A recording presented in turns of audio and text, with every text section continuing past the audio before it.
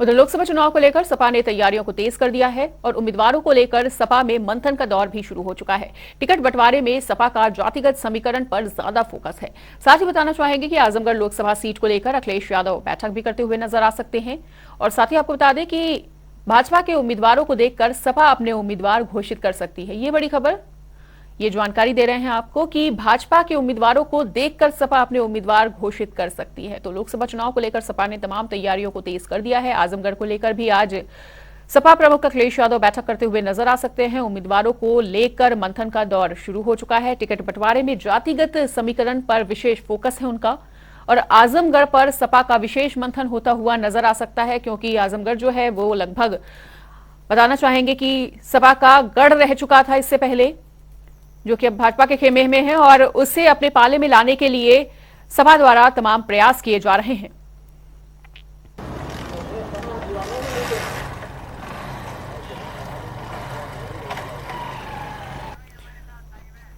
और तौकीर किदवई जुड़े हुए हैं हमारे साथ। तौकीर, जिस तरह से आजमगढ़ पर आज सपा का बड़ा मंथन होता हुआ नजर आ सकता है और ये बड़ी खबर है कि भाजपा के उम्मीदवारों को देखकर सपा अपने उम्मीदवार घोषित कर सकती है। क्या कुछ जानकारी आपके पास क्या कुछ कहना चाहेंगे?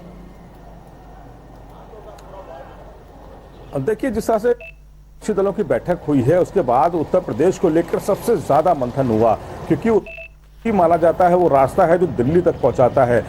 इसके अलावा जो उत्तर प्रदेश में कई ऐसी लोकसभा की सीटें हैं जहां पर भारतीय जनता पार्टी के एक सर्वे में भी करीब 25 सीटें ऐसी थीं जहां पर वो अपने आप को कमजोर मान रही थी और भाजपा वहां पर मजबूती से तैयारी कर रही है। इसके अलावा समाजवादी पार्टी की बात की जाए तो जो मौजूदा सांसद हैं, 5 ऐसे सांसद हैं जहां पर लगभग हर लोकसभा के चुनाव में समाजवादी पार्टी जीत दर्ज करती आई है, लेकिन उसका ग्राफ नहीं बढ़ा करीब 2 चुनाव से। इसीलिए अब की जो तैयारी है वो उन जगहों पर भी है जहां भाजपा का खेमा थोड़ा कमजोर है। और सबसे बड़ी बात यह है कि कुछ ऐसे लोकसभा सीटें हैं जहां के लोग शिफ्ट हो चुके हैं, उनके परिवार के लोग शिफ्ट हो चुके हैं। स्वामी प्रसाद मौर्य की बात की जाए, उनकी बेटी संघमित्रा मौर्य इस समय बदायूं से सांसद है। माना यह भी जा रहा है कि आने वाले समय में उनकी बेटी भी समाजवादी पार्टी में शिफ्ट होंगी, यानी कि भाजपा का एक सांसद समाजवादी पार्टी में आना तय माना जा रहा है। इसी तरह से रीता बहुगुणा जोशी जो प्रयागराज से सांसद हैं, उनके जो बेटे हैं मयंक जोशी, वो समाजवादी पार्टी में आ चुके हैं। तो जाहिर तौर पर उनकी मां भी माना जा रहा है कि आने वाले समय में वो भी समाजवादी पार्टी में शिफ्ट होंगी, यानी कि 2 ऐसी लोकसभा सीटें जो भाजपा के खेमे में इस समय है, भाजपा के पास है, वो समाजवादी पार्टी उनकी जो मौजूदा भाजपा सांसद हैं वो समाजवादी पार्टी में आएंगे। इसके अलावा वरुण गांधी पीलीभीत से सांसद हैं, भाजपा के सांसद हैं, लेकिन लगातार भाजपा पर हमले करते आ रहे हैं। उनकी मां भी लगातार हमले कर रही है भाजपा पर।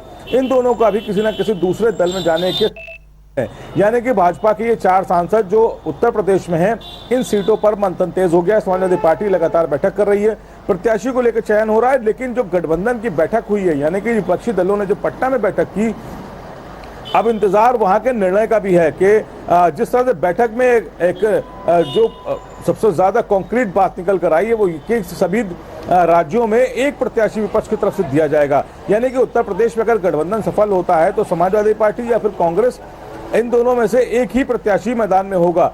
ऐसे में कौन सी सीट किसके खाते में जाएगी, कौन उस पर प्रत्याशी होगा, इसको लेकर तस्वीर अभी साफ नहीं है, लेकिन समाजवादी पार्टी अंदरूखाने में अपने सभी 80 लोकसभा सीट पर तैयारी कर रही है और ये माना जा रहा है कि आने वाले समय में वहां पर सभी जगह प्रभारी बनाए जाएंगे। और जो जातीय समीकरण आपने कहा ओबीसी को लेकर और खासकर मुस्लिम समाज को लेकर, उनको लेकर जिस तरह से यहाँ पर तैयारियां चल रही हैं, लगातार ऐसे संगठन सक्रिय हो चुके हैं समाजवादी पार्टी के जो अल्पसंख्यक वर्ग है उसको रिझाने के लिए, और ओबीसी को लेकर लगातार स्वामी प्रसाद हमले करते आ रहे हैं। और उन्होंने भी एक कुछ दिन पहले आपको याद होगा कि रामायण की करीब 5 पंक्तियों को लेकर भी उन्होंने सवाल खड़े किए थे और ओबीसी को कहा था यहाँ पर शूद्र कहा गया है, कई जगह मंदिरों पर जाने की रोक लगाई गई। ऐसे मुद्दे भी छेड़े गए जिसमें ओबीसी को संगठित किया जाए। तो फिलहाल आने वाला समय ओबीसी प्लस मुस्लिम और प्लस दलित की जो बात की जा रही है अखिलेश तरफ से, इन्हीं 3 खेमे पर फोकस है और सबसे ज्यादा इन्हीं के लेकर बातचीत भी हो रही है। और जो संगठन के कार्यकर्ता हैं इनको भी इन्हीं जगहों पर जो बस्तियां हैं